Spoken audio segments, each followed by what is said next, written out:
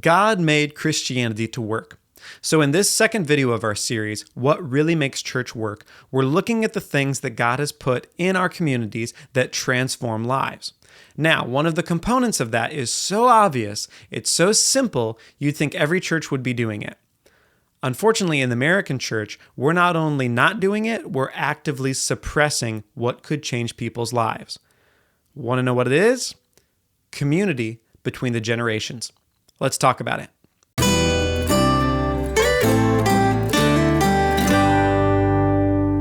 Welcome to the Worship Homestead. My name is Nathan Smith. Thank you for joining me.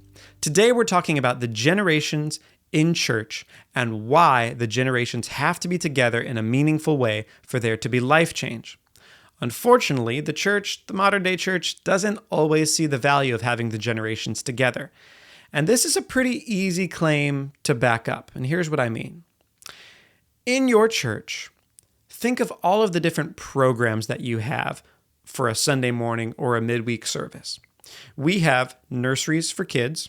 We have youth groups for older kids. We have singles ministries. We have men's ministries. We have women's ministries. We have senior ministries.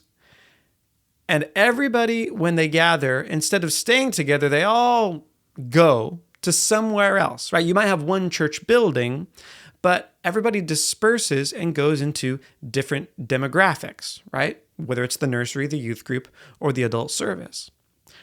Why is that?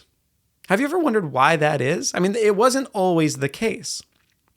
Here's my theory, is that we've sort of taken the business model approach to church.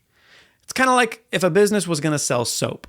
You don't just sell soap like you used to. Well, now everybody has a preference, right? You've got old people that want to smell a certain way and a soap that they like. You've got parents and you've got kids, you've got teenage boys who their tastes are horrible, and so you wind up selling them Axe body spray. And so you've got all of these different kinds of soap that you sell to different target demographics, right? Little slices of humanity that you slice up and you say, we're going to market this to this person, we're going to market this to this person, and this to that person. The church, in an effort to get more people to come to the church, has done the exact same thing. So we have nurseries for little kids, and obviously for the parents as well, having that childcare. We have socializing for teenagers. We have a comfortable sanctuary for the parents that, they're having somebody else watch their kid for a while, and we're having those comfortable chairs for the elderly. So everyone gets something that they like, and everyone is comfortable. Well, you might ask, what's wrong with that, right? I mean, hey, it's just the way that we do church nowadays. What's wrong with having different people having what they like? Well, here's the point. God designed community to be integrated, to be connected to each other. And when we lack that connectedness, we miss out on quite a bit. Let me tell you a story. In the 1950s, Pilanesberg Wildlife Refuge in South Africa wanted to reintroduce elephants into the area. They had been gone for a long time. And so they brought in the matriarchs. As we all know, you can't have an elephant herd without matriarchs. They brought in young moms, they brought in babies, but they had trouble transporting big male elephants, the dads, because they're the largest land animal in the world. So instead, they left them out and they opted to bring in young male elephants instead. So they had almost a complete family. What happened next was that the young male elephants went on a killing spree. They started finding dead rhinoceroses all over the park. And when they examined the bodies, they realized they had been gored to death by these young bull elephants. What was happening? Well, male elephants go through this thing called muths. They have this period where, their bodies fill with all of these male hormones, and, they just go on this rampage because they have all of this energy. Well, if the tribe had been complete, if the family had been complete and there had been dads there, what big male elephants do is, because they are so large and they overpower the teenage boys realize they can't compete. So they drop out of musk, their hormone levels rebalance, and it gives them time to grow into their bodies and learn how to deal with that surge of hormones. So they get more years under their belt to realize, okay, during this time of the year, I don't have to be a crazy elephant. I can be normal and still be a man. Well, without that safeguard of the dads, they went on a killing spree and they never came out of months. They just stayed in there and the hormones kept raging.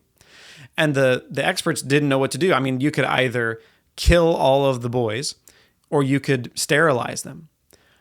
What they did instead was they called on the dads. So they did go through the trouble and effort to transport big male elephants into the area. And guess what happened?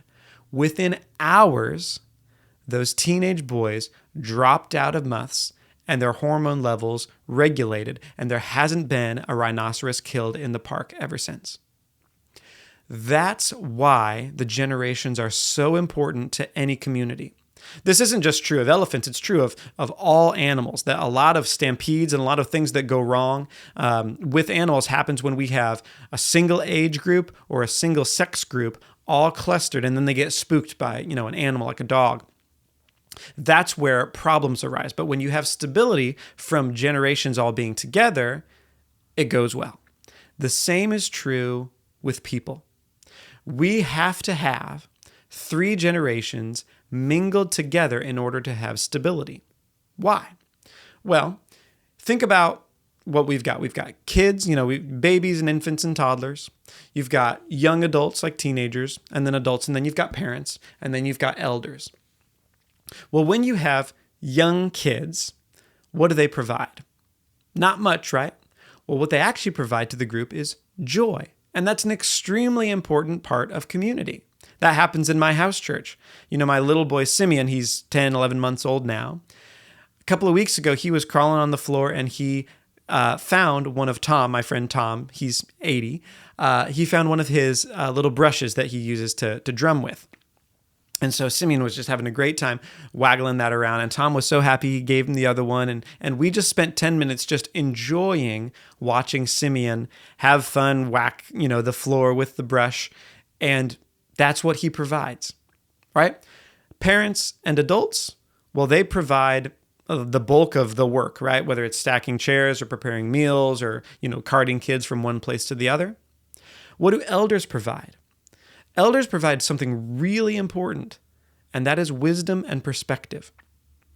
When elders tell their story, when they tell kids stories about what it was like for me when I grew up, that's a really important part of helping a child find out where they live in the world, right? Because if you're just dropped onto earth, with no perspective, with no story behind you, everything happening to you is without precedent. But when you hear stories about what it was like for grandma and grandpa when they were growing up, the story of the family, where do we come from? It helps place you somewhere and it makes you more planted and rooted, and that provides stability. It's no coincidence that some of the world's worst dictators have had youth movements. You think of Hitler Youth, or you think of Mao Zedong. He had the Red Guard. The Red Guard was started by middle schoolers and high schoolers. And Mao realized that they, with their idealism and their energy and their complete lack of perspective, were valuable. So he allowed them to rampage through China, destroying everything that was old cultures, old ideas. They would dig up the bones of their ancestors and burn them just to spite everything that was old. Well, eventually they descended into chaos and civil war. He brought in the army, they were dispatched, and they were sent out to the countryside to do manual labor. And by the end of the whole terrible ordeal, he had a stronger grip of power in China than before. He just used them to accomplish his own purposes. That's what happens when you have an unstable group that doesn't have the benefit of having 3 generations.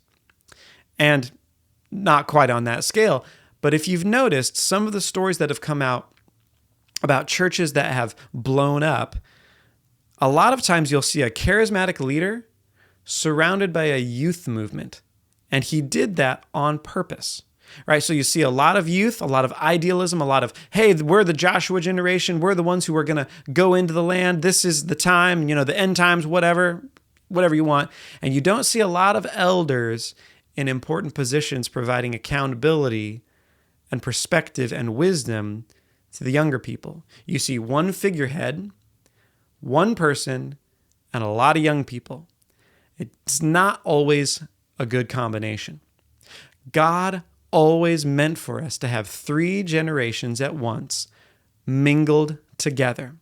That's why the church model that we have of, hey, everybody go into your own demographic, go in and do your own thing. Let's have worship at 8:30 with the hymns and organ and a choir for the elderly. And then we'll have the 10:30 service for the parents where we have the rock band. Again, you think you've got one church, but you actually have 2. God wanted all 3 generations to be together, to share and participate and give to one another. Children bring joy. Parents do a lot of the heavy lifting and the manual labor, but they need help and they get help from elders. And elders provide wisdom and perspective and arbitration for the entire group. When you think about it, it's a beautiful system. It's made to last. It's made to have continuity so that something can be passed from one generation to the next, just like God intended. So, if you want church to really work, you should find ways to have more participation and more interconnectedness between the generations and not less. Let me give you one example. Hey, I wanted to take a moment and give you something. If you go to my website, blueprintsounds.com, you can get access to my free guide, Growing Your Redemptive Gift. You might not know this, but you were designed by God with one of 7 different gifts. And that gift affects how your personality is, it affects how you relate to people, and most importantly, how you and God to relate to one another. So if you'd like to get access to that, go to blueprintsounds.com/free. No strings attached. All right, let's get back to the video. When I was a boy, I lived in Iowa, and we were surrounded by cornfields in small town Iowa, and we had a little church there. And one of the programs that the church has was called Sunlight, kind of like Awanas. You had little vests and you had pins that you put on your vest when you accomplished certain goals. And a lot of those goals were centered around Bible verse memorization. And I can still remember going into the cafeteria area, and there were all of these chairs, and on the chairs there would be volunteers with packets of the Bible verses in the right translation. And then each kid, would be paired with an adult, so that the adult would read through the scripture and the kid would try and recite it back. And okay, this word was wrong. Let's go over that again. And I remember one week I had, as my adult volunteer, Verlin Peggle. Verlin Peggle was a farmer. He had massive, meaty hands, just, fingers like sausages. If you know any farmers, you know that if you work with your hands for that many years, you're going to wind up with hands like his. And the reason why I remember his hands so well is because some of the fingers were missing. Because, tractors. So I still have in my memory standing in front of Verlin. He's holding the packet with most of 2 hands, letting me recite the verse to him and then going over, hey, okay, this verse is here. Okay, we missed that word. I still remember those Bible verses, and I still remember Verlin Peggle's hands after all of these years. That is really important. That connection between the generations has lasted me my entire life. And now, as a father, I read scriptures to my little kids every day at dinner time because it's about continuity. It's about passing on to the next generation what we've been given. So if you want church to work, find out ways how to do that. Think of creative ways where you can get the generations participating with one another and not just being made comfortable in their own separate programs. Hey, I hope that video helps you. I hope you realize that one of the greatest assets that God has given us is 3 generations. It's not a liability. It's not a crisis that we have to solve. How are we going to make everybody comfortable? Let them participate in each other's lives and you'll be way better off. All right, until next week, God bless and goodbye.